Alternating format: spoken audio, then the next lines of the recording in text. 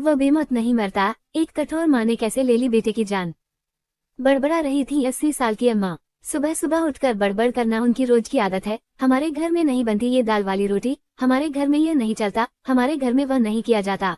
सुबह 4 बजे उठ जाती है अम्मा। पूजा पाठ, हवन मंत्र, सबके खाने में रोक टोक, सोने जगने पर रोक टोक, सबके जीने के स्तर पर रोक टोक। पड़ोस में रहती हूँ न मैं, और मेरी खिड़की उनके आंगन में खुलती है, इसलिए न चाहते हुए भी सारी की सारी बातें मेरे कान में पड़ती रहती हैं। अम्मा की बड़ी बेटी अक्सर आती है और महीना भर रह जाती है। घूमती है अम्मा के पीछे पीछे, उनका अनुसरण करती हुई। आंगन में बेटी की आवाज गूंजी, अम्मा पानी उबल गया है, अब पत्ती और चीनी डाल दूं? नहीं, थोड़ा सा और उबलने दे, अम्मा अखबार पढ़ती हुई बोली।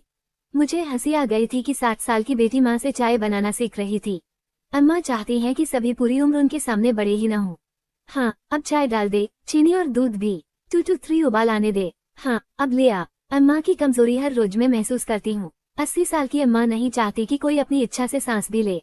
बड़ी बहू कुछ साल साथ रही, फिर अलग चली गई। बेटे के अलग होने पर अम्मा ने जो रोना धोना शुरू किया, उसे देखकर छोटा लड़का डर गया। वह ऐसा घबराया कि उसने अम्मा को कुछ भी कहना छोड़ दिया। दुकान के भी एक एक काम में अम्मा का पूरा दखल था। नौकर कितनी तनख्वाह लेता है, इसका पता भी छोटे लड़के को नहीं था। अम्मा ही तनख्वाह बांटती। छोटे बेटे का परिवार हुआ। बड़ी समझदार थी उसकी पत्नी। जब आई थी अच्छे खाते पीते घर की लड़की थी, लेकिन अब 18 साल में एकदम फुहड़गवार बनकर रह गई है। अम्मा बेटी के साथ बैठकर चुहल करती तो मेरा मन उबलने लगता। गुस्सा आता मुझे कि कैसी औरत है ये। कभी उनके घर जाकर देखो तो रसोई में वही टीन के डब्बे लगे हैं जिन पर तेल और धुएं की मोटी परत चढ़ चुकी है। बहू की क्या मजाल जो नए सुंदर डब्बे लाकर रसोई में सजा ले और उनमें दालें मसाले डाल ले। मर्जी अम्मा की और फुहड़ता का लेबल बहू के माथे पर। बड़ी बेटी जो दिन रात माँ का हम संतुष्ट करती है, जिसका अपना घर हर सुख सुविधा से भरा पूरा है, जो माइक्रोवेव के बिना खाना ही गर्म नहीं कर सकती, वो क्या अपनी माँ को समझा नहीं सकती? मगर नहीं, पता नहीं कैसा मोह है इस बेटी का कि माँ का दिल न दुखे, चाहे हजारों दिल दिन रात कुड़ते रहे।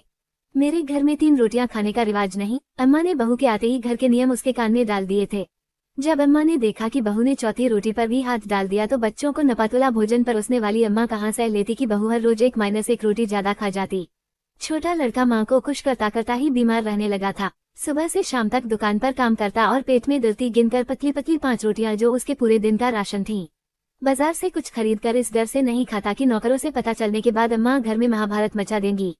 किसी ने जादू टोना कर दिया है हमारे घर पर। बेटा बीमार पड़ा तो अम्मा ये कहते हुए गंदे तावीजों में ऐसी पड़ी कि अड़ोसी पड़ोसी सभी उनको दुश्मन नजर आने लगे, जिनमें सबसे ऊपर मेरा नाम आता था। अम्मा का पूरा दिन हवन मंत्र में बीतता है और जादू टोने पर भी उनका उतना ही विश्वास था। पूरा दिन परिवार का खून जलाने वाली अम्मा को स्वर्ग चाहिए, चाहे जीते जी आसपास नरक बन जाए। छोटा बेटा इलाज के चक्कर में कई बार दिल्ली गया था। सांस अधिक फूलने लगी थी, इसलिए इन दिनों वह घर पर ही था।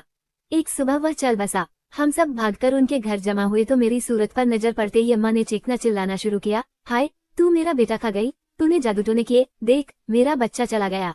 अवाक रह गई मैं। सभी मेरा मुंह देखने लगे। ऐसा दर्दनाक मंजर और उस पर मुझ पर ऐसा आरोप। मुझे भला क्या चाहिए था अम्मा से जो मैं जादू टोना करती? अरे बड़की बहू तेरी बड़ी सगी है न, सारा छोटा न ले जाए इसलिए उसने तेरे हाथ जादू टोने भेज दिए। मैं कुछ कहती इससे पहले मेरे पति ने मुझे पीछे खींच लिया और बोले, शांति चलो यहाँ से। मौका ऐसा था कि दया की पात्र अम्मा वास्तव में एक पड़ोसी की दया की हकदार भी नहीं रही थी। इंसान बहुत हद तक अपने हालात के लिए खुद ही जिम्मेदार होता है। उसका किया हुआ एक एक कर्म कड़ी दर कड़ी बढ़ता हुआ कितनी दूर तक चला आता है। लंबी दूरी तय कर लेने के बाद भी शुरू की गई कड़ी से वास्ता नहीं टूटता। 80 साल की अम्मा आज भी वैसी की वैसी ही हैं। बहू दुकान पर जाती है और बड़ी पोती स्कूल के साथ साथ घर भी संभालती है। अम्मा की सारी कड़वाहट अब पोती पर निकलती है। 4 साल हो गए बेटे को गए। इन 4 सालों में अम्मा पर बस इतना ही असर हुआ है कि उनकी जबान की धार पहले से कुछ और भी तेज हो गई है। कितनी बार कहा कि सुबह सुबह शोर मत किया करो अम्मा, मेरे पेपर चल रहे हैं। रात देर तक पढ़ना पड़ता है और सुबह 4 बजे से ही तुम्हारी किटकिट शुरू हो जाती है। एक दिन बड़ी पोती ने चीख कर कहा तो अम्मा सन रह गईं। रहना है तो तुम हमारे साथ आराम से रहो, वरना चली जाओ बुआ के साथ। दाल वाली रोटी पसंद नहीं तो बेशक भूखी रह जाओ, सादी रोटी बना लो, मगर मेरा दिमाग मत चाटो, मेरा पेपर है। हाय हाय, मेरा बेटा चला गया तभी तुम्हारी इतनी हिम्मत हो गई। अम्मा की बातें बीच में काटते हुए पोती बोली, बेटा चला गया तभी तुम्हारी भी हिम्मत होती है उठते बैठते हमें घर से निकालने की। पापा जिंदा होते तो तुम्हारी जबान भी इतनी लंबी न होती। खिड़की से आवाजें अंदर आ रही थीं। अपने बेटे को कभी पेट भरकर खिलाया होता तो आज हम भी बाप को न तरसते। अम्मा इज्जत लेना चाहती हो तो इज्जत करना भी सीखो। मुझे पापा मत समझना अम्मा, मैं नहीं सह पाऊंगी, समझे न तुम। शायद अम्मा का हाथ पोती पर उठ गया था, जिसे पोती ने रोक लिया था।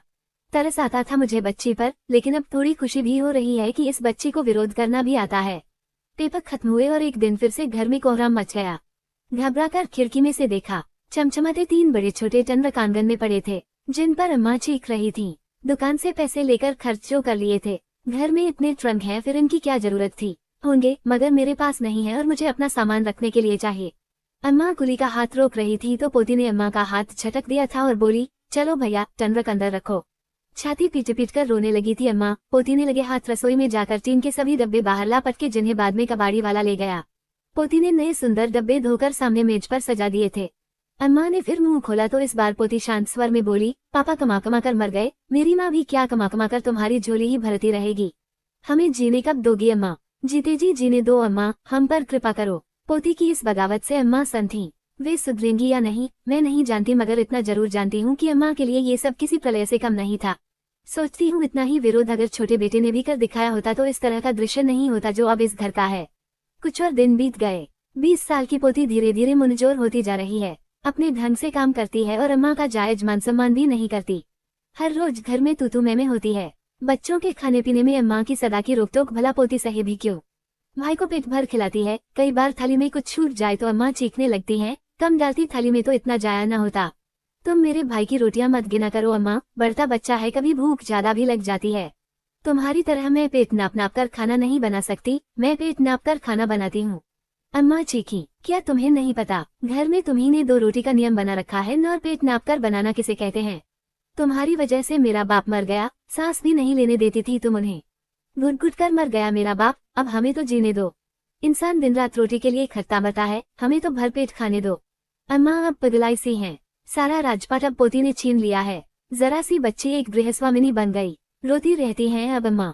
सभी को दुश्मन बना चुकी हैं, कोई उनसे बात करना नहीं चाहता। पोती को कोसना घटता नहीं, अपनी भूल वह आज भी नहीं मानती। 80 साल जी चुकने के बाद भी उन्हें बैराग नहीं सूझता। सबसे बड़ा नुकसान उन पंडितों को हुआ है जो अब यज्ञ हवन के बहाने अम्मा से पूरी हलवा उड़ाने नहीं आ पाते। जब कभी कोई भटक कर आ पहुंचे तो पोती झटक देती है, जाओ आगे जाओ, हमें बख्शो।